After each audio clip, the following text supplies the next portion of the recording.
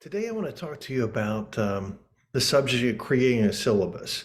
And so, this is for grad students thinking about your next job, and you're given the task of putting together a course. I'm primarily going to be talking about seminar courses, not a two-lecture a week course, but a lot of it will apply as well.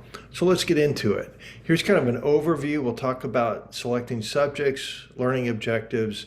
We'll talk about building on other courses, how to use other syllabi, and those around you to coordinate or to help put together a syllabus. A little bit about content and organization, which differs based on the subject. The all-important aspect of getting good readings and other required materials. Talked about some assignments and thinking about the syllabus as a living, breathing document that's constantly in need of revision. These are just my ideas based on teaching for a number of years. So let's talk about the subject. First, I like to think about the student, have the student in mind. So you want to have a topic that is interesting and important that the student can connect to. It also should have some other purpose for like graduate students or others, or maybe a senior course is preparing for a general exam or some type of capstone. And think of it as being useful outside of the course, like for grad students thinking about dissertation topics or giving them some tools to go forward. Second, think yourself of like being a professor, right? What expertise do you have in the field? You don't have to be a specific expert on this one subject. Give yourself some credit. Because the second part is you need to want to teach the subject and gain from it, gain additional expertise as you go through the material, always looking for that synergy between teaching and research. And then finally, think like an administrator, okay? There's a marketplace of ideas. How does this course fulfill requirements? How can you attract enough students to justify the enrollment? You want to have a course that's relevant and interesting so you have the students to continue to teach the course. Second, outcomes-based education, the degree to which your institution is involved with that. To me, the big thing on that one is it's continuing to focus on what the students learn rather than what you teach. And thinking about the level to which you want your students to be able to have a degree of knowledge, how it may affect their worldviews, and what skills you actually expect them to take out of it. When you're trying to think of learning objectives, try to keep them simple and measurable if you can. And if you are in programs that link courses to program outcomes, you need to be thinking about that. How do you keep your course relevant? Some faculty professors have a dim view on outcomes-based education. I would say keep an open view on it, open mind. It's here, and there's certain aspects that you can really help. There's a couple things. One is keeping the focus on the student learning. The second is thinking in terms about how assignments or assessments can measure student learning. And don't learn all on yourself. Find somebody within the department who understands outcomes-based and how your courses fit in. There may be some staff expertise within or outside your department. And then typically there's a college assessment expertise. Reach out to them. Do you have a broad understanding of how your institution looks at outcomes-based education?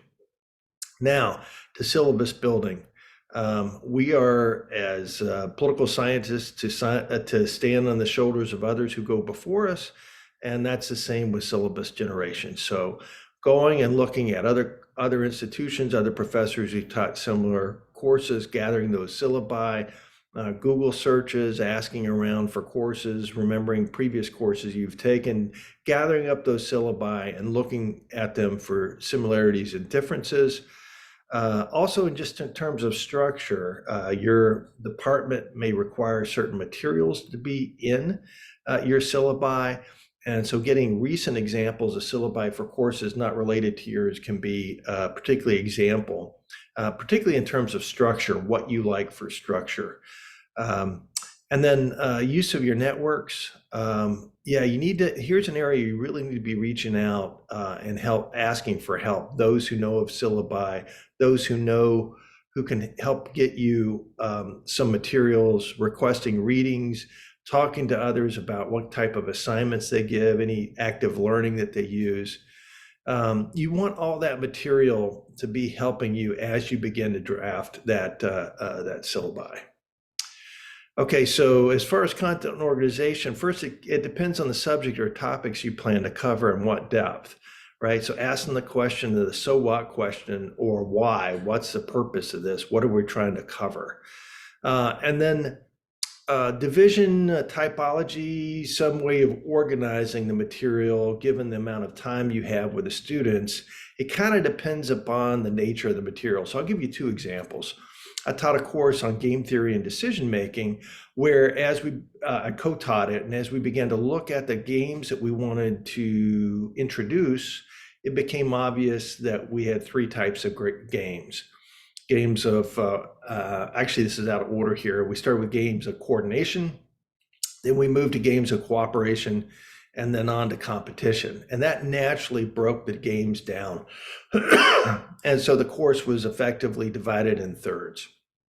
Another approach is I was writing a book on modern air power at the time, and the book naturally led to a course. So I effectively broke the course into early theory chapters, some historical background, case studies that were aligned with the work I was working on, and then it ended the course in the synthesis event. You can do that two ways. One, if you're about to complete a book, you can organize a course around it. And the other way is if you're planning to do serious work on the subject, you might want to teach a course on it to help you organize that later research. I really see synergy between the two in terms of teaching and research. And then getting down to the granular detail, each lesson should make sense to you as well as the students. There should be a natural segue, not just a hodgepodge.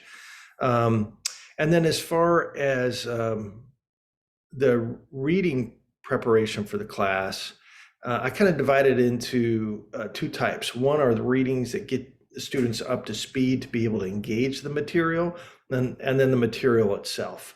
You really have to think about how much you're assigning, and also recognize that students are taking multiple courses, and so don't cheat by try to take in more of student prep time as other professors are doing the exact same thing, right? So if you do have a large amount of readings, trying to give the students some type of prioritization and some idea of where to enter the material based upon their background knowledge.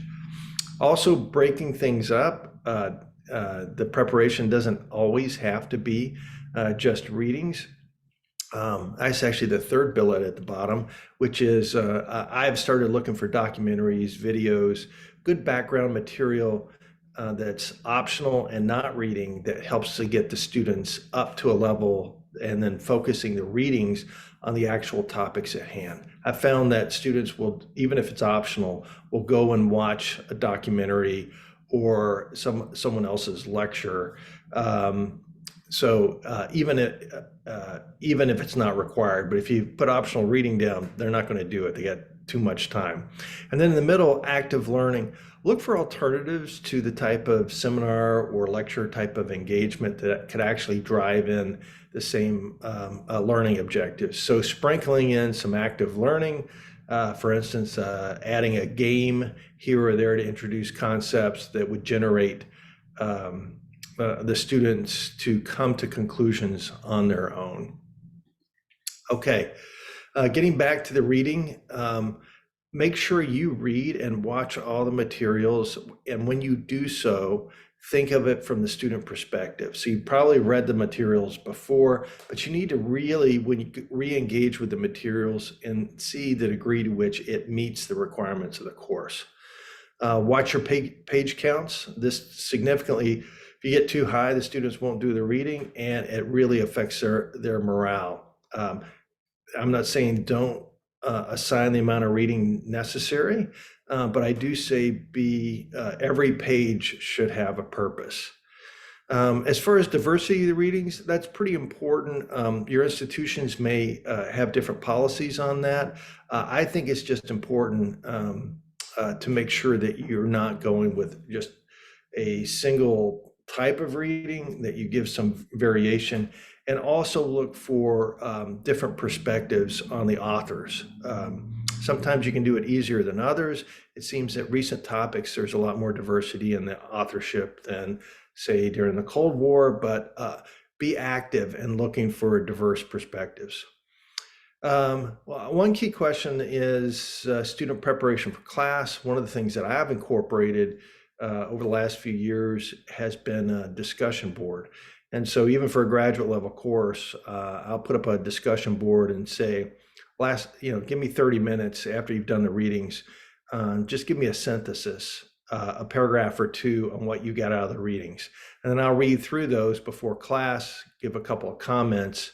And what I'm trying to do is get the students to synthesize the material on their own before they engage with class. If you do this, the research suggests you have to engage with the students, or they think that they're just sending that material off. So it kind of depends upon the time you have available and the number of students, the degree to which you, or if you have some TAs, can engage with a discussion board. Also realize if you're requiring 30 minutes of students outside of class, that's really asynchronous for your course time. So you need to be careful about how much of that you do.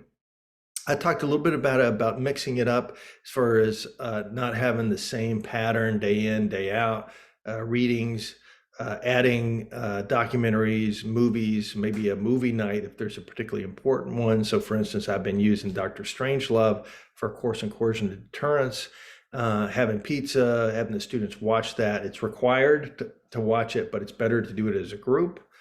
And then finally, if you're doing like books and all, be mindful the students, their real limits to what they can get, as well as book availability.